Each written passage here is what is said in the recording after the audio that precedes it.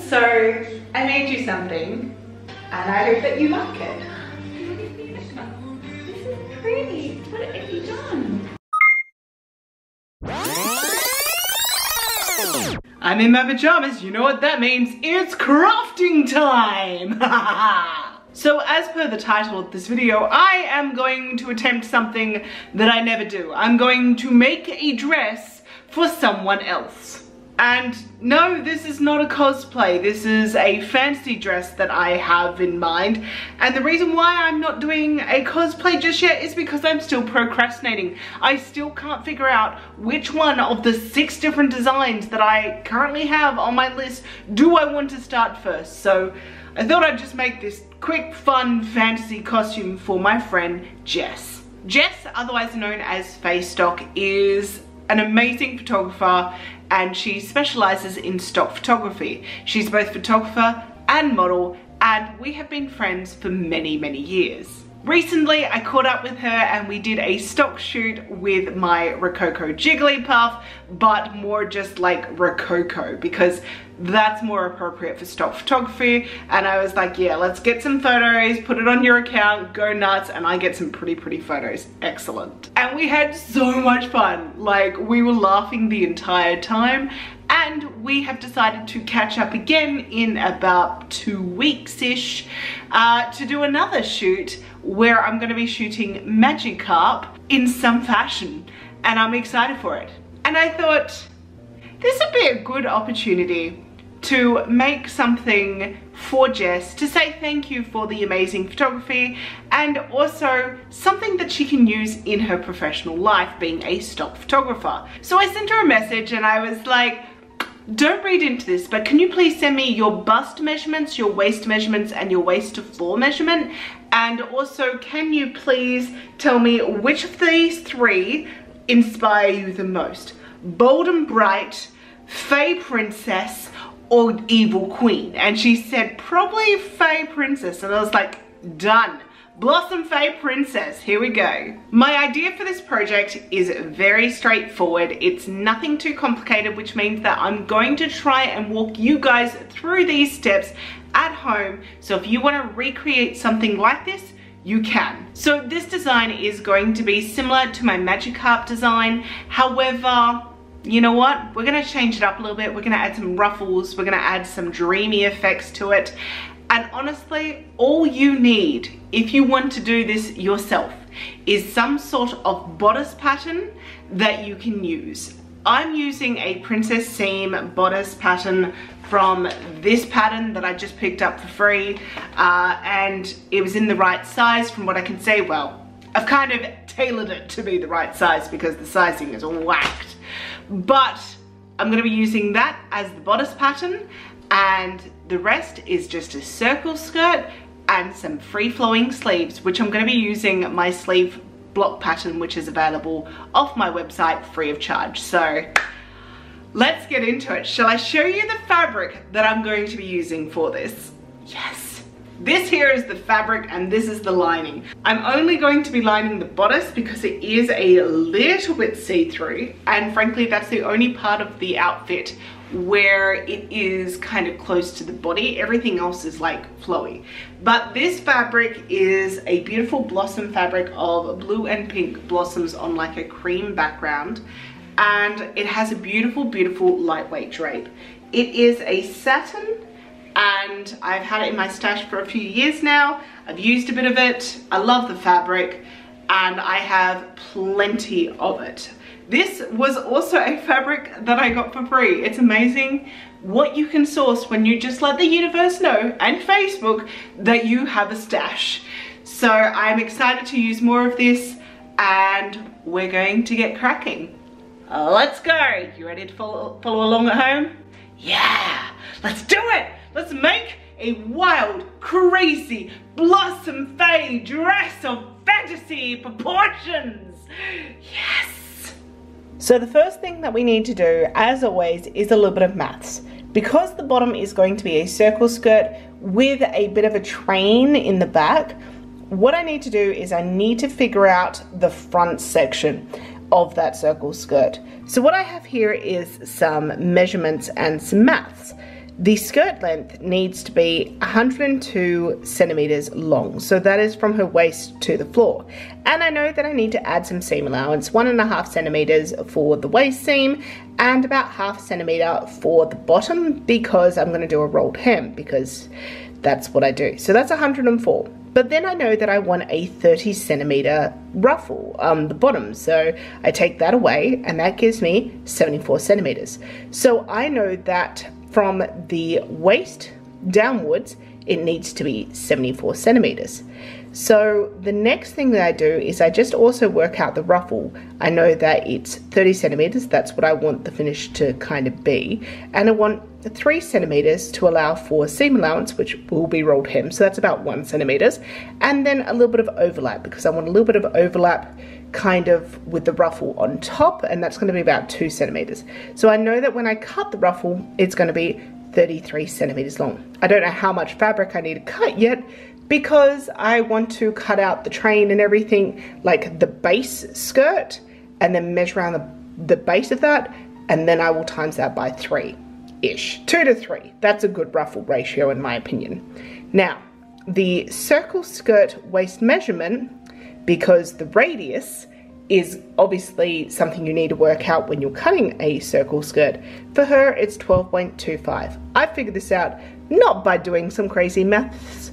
It is just using the Mood Circle calculator, which I've used plenty of times before, but I will bring it up and I'll show you one more time. Okay, please ignore how dusty and gross my screen is. I'm not sure if that's picking that up, but this is the Mood Circle Skirt calculator, and this is honestly one of the best tools I think you can have online. It's so easy to use. So firstly, you just select your preferred unit of measurement. I'm Australian, so we're gonna go centimeters.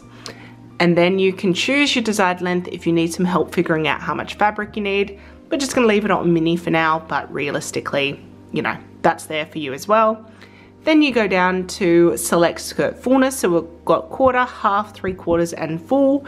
I've used all of these for different projects. For this one though, we're gonna go for full. And then what we do is we put in the waist measurement. So if her waist measurement is 79 centimeters, calculate yardage, there you go. This is what we're looking for. 12.25 centimeters is the waist radius. So that is the circle that we will cut out from the fold. So here's the fabric. You fold the fabric in half, fold it again, cut out a little circle here, cut out the big circle for the base of it, and then you ideally have a circle skirt. Obviously, sometimes you can't do it on one piece of fabric like this. You have to do it in 2, but you know what? It's all fine. We're gonna make this happen. Hi there, I'm on the floor. So the reason why I'm on the floor is because of the fact that when you are cutting circle skirts, and they're very large bolts like this 150 centimeter one that I'm using, it's very hard to cut it on the table. So I'm cutting the front panel now, and then after this, I'll roll it out even longer than this, and I'll cut out the 2 back panels, because that's gonna have the train. And I haven't quite worked out how long I think I want the train, but I think I want it about double the length as what it is in the front. So let's have some fun with it. Either 1.5 or 2.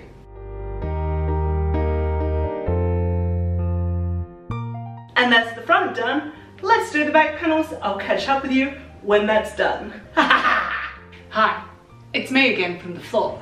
So, I'm about to cut the back, and I just wanted to show you what I'm going to do. Lacey, you're on my fabric. Go on. So, I'm gonna cut out the waist first. This here is actually going to be my back line. I decided to make my life easy and just do it as the width of the fabric. That should be about just under 2 times. So it's gonna be a nice long train once we add this 30 centimeter ruffle. I'm gonna be eyeballing the measurement that will line up with the front section over here, which is 86.4, I think it is, that I worked it out. And I'm gonna be eyeballing it to make a curve all the way around to the base.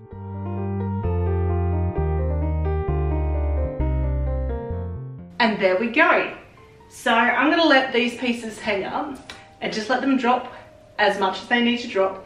I probably could have made this a little bit wider up there, but you know what? Sometimes a narrow train is just as pretty. So let's hang it up and have some fun. Because at the end of the day, the ruffles are going to hide a whole lot of these things. So if it's not perfect, it's fine. Now remember, you always have to leave your circle skirt to hang for at least 24 hours to allow for any droppage that may come from the bias. After 24 hours, you go ahead, take this down, measure it out, make sure that it's all the correct length all the way around, and cut off the excess. And then you're good to sew. But that doesn't stop us from doing everything else, like the bodice, which we're going to cut next. And I can take the measurements around the bottom as a bit of a guesstimate to then be able to cut out all the rufflage and get that prepped. So let's start with the bodice first, shall we? So I've gone ahead and I've cut the fabric of the bodice and also the bodice in the lining. Fun fact, the lining was actually a circle skirt panel that was cut out and just never used. I don't think it was mine. I can't recall a project where I abandoned a circle skirt and white lining, so it could very well be from my grandmother. So anyway, that was fun. We're gonna put the bodice to one side, and the next thing we're gonna work on is the sleeves. So what you're wanting to do is go to my website and download the sleeve block pattern. It is completely free, and it's just gonna be used as a bit of a guide, a bit of a template, if you will. The next thing you want to do is lay the pieces out on your fabric. Now double it over because there's two sleeves. Then do equal distance between each of the different sleeve points. I want a very wide, very full sleeve for Jess, so I'm doing 3 centimeters between each of the pieces. Then from the inner seam line of the sleeve, I'm going to measure down 60 centimeters, and we're just going to make those some straight lines. This will create a very full, very luxurious, long sleeve. What's more is that this is actually going to be longer than her shoulder to her wrist, so it will give a little bit of an overhang and give me the opportunity to make a little bit of a ruffle with putting some elastic into the base of that sleeve. So we have now cut the bodice, the skirt, and the sleeves. The last thing that we need to cut is the ruffles. So it's time for ruffle maths. Ruffle. So we know we want the ruffles to be about 33 centimeters wide. Might make them 34, you know, that's fun. So what that means is that on my piece of fabric, which is 148 meters wide, no, 148 centimeters wide, I can fit 4 strips of that, because otherwise if I just cut strips of like 33, 34 centimeters, like just 150 at a time, it will take a lot of sewing to get those together, and there'll be a lot of join lines. So I'm going to cut one long piece and then divide that by 4, have a bit left over, and that little bit left over I'm going to use as a tie for the waist. So the ruffle maths has to do with how wide the circumference is. Now I've measured it around and it's about 6.92 meters around the bottom. So we're just going to round that up and say it's 7 meters at the moment going around the hem. Now I think 3 times that might be a little bit full for a ruffle with this type of fabric. So I think I'm going to go 2.5, because that will have a really good flounce but not quite as heavy. So 2.5 times 7 is 17.5 meters of that strip of like 33 centimeters that I need for that ruffle, if it was like one continuous piece. Now if we divide that by 4, because like I said I can fit 4 strips along my piece of fabric, that gives us 4.375 meters that I need to cut. So let's just round that up to 4.4 meters. I'm going to measure that out, cut it out, and then from there I will make my strips of 33/34 centimeters of the fabric to make my ruffles. So once I cut out that 4.4 meters, I will then go ahead and cut out the strips of 33 or 34 centimeters, and then that will be my ruffle fabric. So all the pieces are now cut out. So the next step is to start sewing them together, and we're gonna start with the bodice. So we're gonna sew the fashion pieces together and the lining pieces together.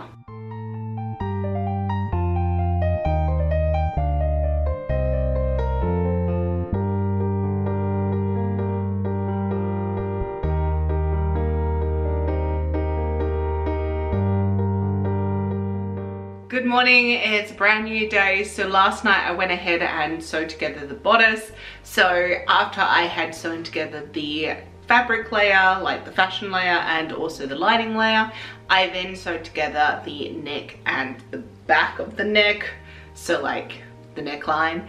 And then from there what I did was I sewed together then the shoulder seams and zigzag stitch around all of the pieces because I don't want it to fray and I couldn't be bothered getting out my overlocker at that point in the night. So today we're going to start off with the ruffle layers. I'm going to sew them all together with French seams, and because I did it the long way, it means that there is only 4 of them to connect together rather than, I don't know, about 10. And once I have done that, then I will be able to do a rolled hem on both sides of the ends, so that way all of the raw edges are encapsulated. So let's get cracking on that, and if I've got time before I go out, I'm going to get started on the sleeves as well.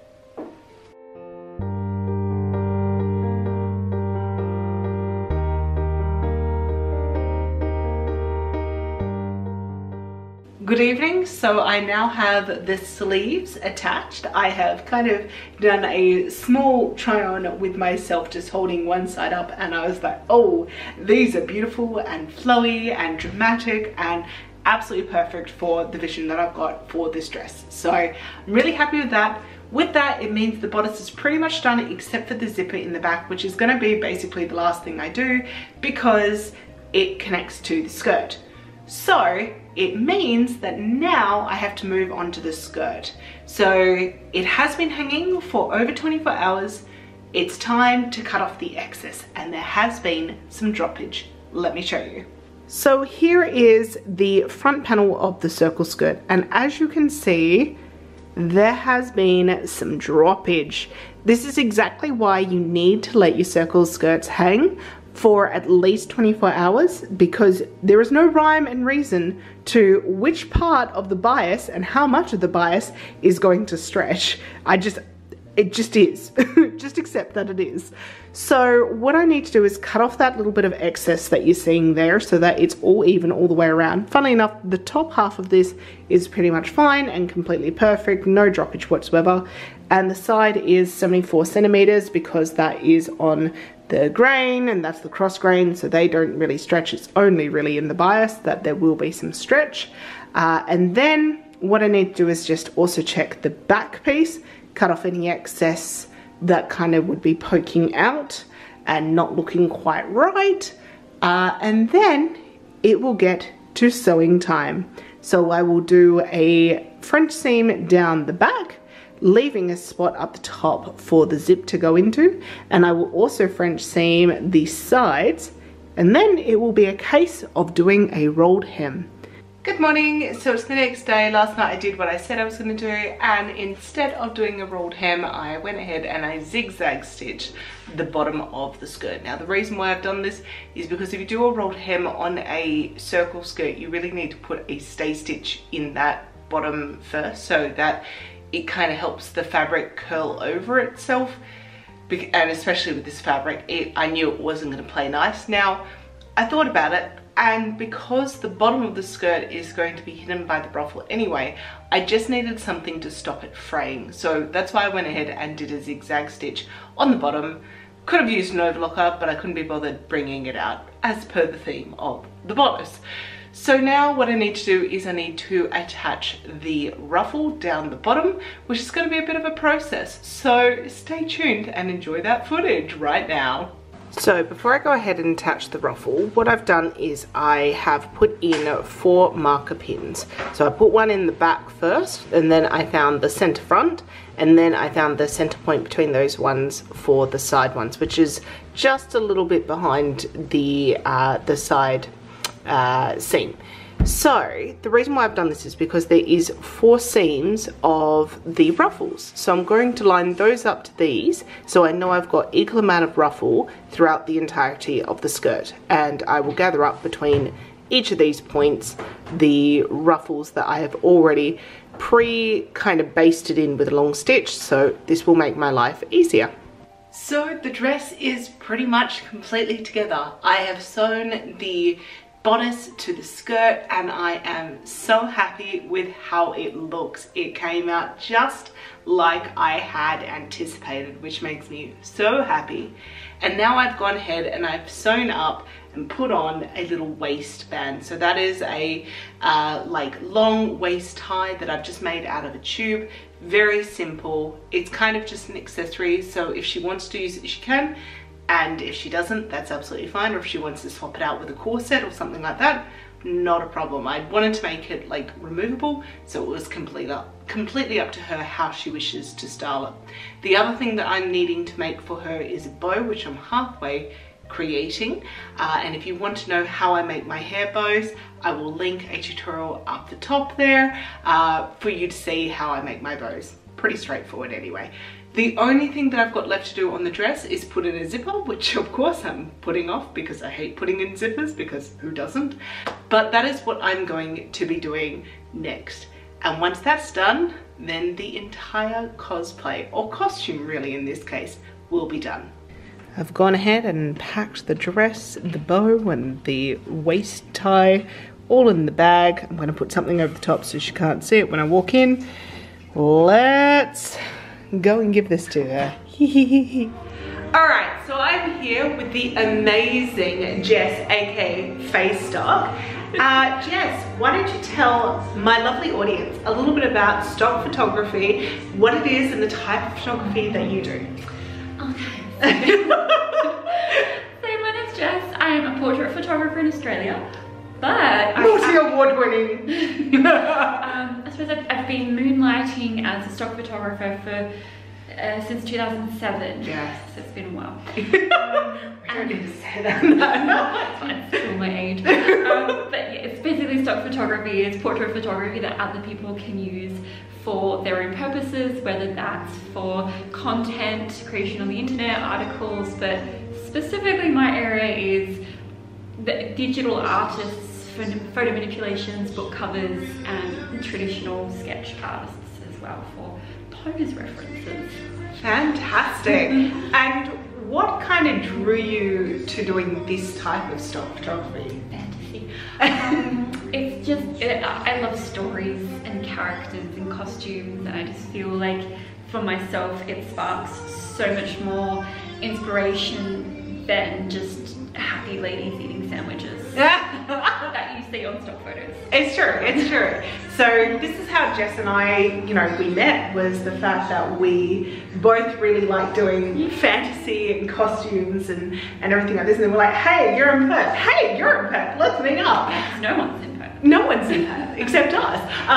That's right, no one else is in Perth except us two people, that's it. No, my last question for you is, what is the craziest place that you've had your stock photography used? It's probably the tattoos.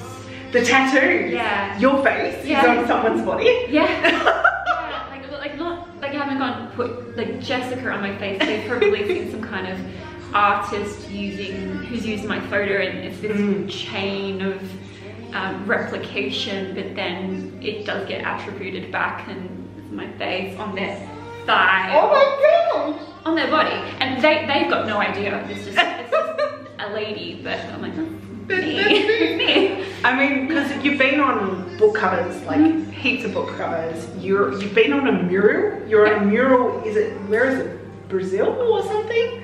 And like, you know, obviously a whole lot of digital artworks and photo references as well. Like this one right here is amazing and has served the artist community like tenfold. So I have a little surprise for you. Stay right there. She's got a big bag. I do. That's why I brought a big bag in today. So I made you something. This is what the video is actually about. And I hope that you like it.